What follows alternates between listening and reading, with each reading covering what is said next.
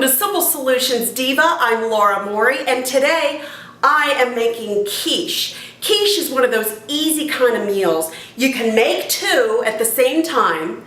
It saves you some time. You can freeze one and have a meal for later on in the week or in 2 weeks from now. It is a great simple recipe. This is from my mom. I love it, and she makes it really easy. Lots of kids in the family, so it was really important that it was easy for her to make. So you start by preheating the oven for 350 degrees. Next up, I'm using frozen pastry crusts, deep dish pastry crusts. Now, you can make your own pastry. I like to keep it simple. So the frozen ones, thawed out, are great for me. Next up, you're going to take 4 eggs. You're going to put them in a big mixing bowl, add salt and pepper to your tasting. You're just going to slightly beat those eggs. Next up, you are going to add a cup and a half of milk, or half and half if you would like. I'm using milk. You just add that to your egg mixture. Next up, I like things like broccoli, ham, and cheese in my quiche.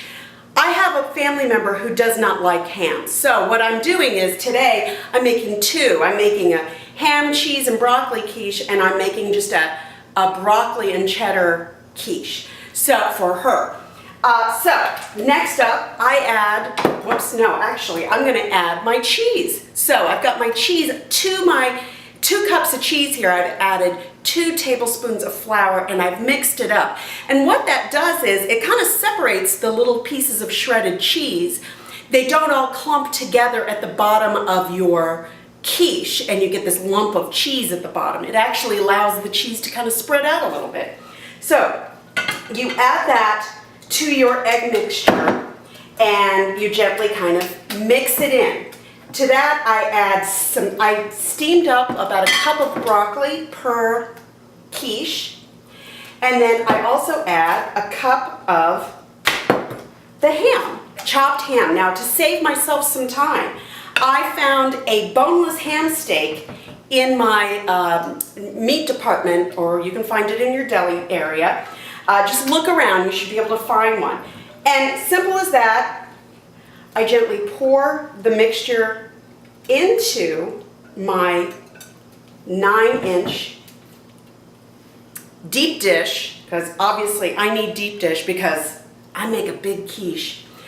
So what I'll then do is I'll take some tin foil and I will put that along the edge of my pie crust so the pie crust edges don't burn. And about the last 10 minutes of cooking, I will remove those and they'll brown up nice. I'll make the second quiche. I'll put it all in the oven for 55 to 60 minutes. And you want to just make sure that when you insert a knife or a toothpick in the center that it comes out clean. That's how you know it is cooked. Okay, our quiches are done and out of the oven, and I'll tell you, I am so glad I covered the pan with tin foil. They did overflow, but that's okay. They still are going to taste great. They may not be the prettiest, but it's a really yummy light meal for summertime. Thank you for joining me. We'll have the full recipe on simplesolutionsdiva.com. We'll see you next week.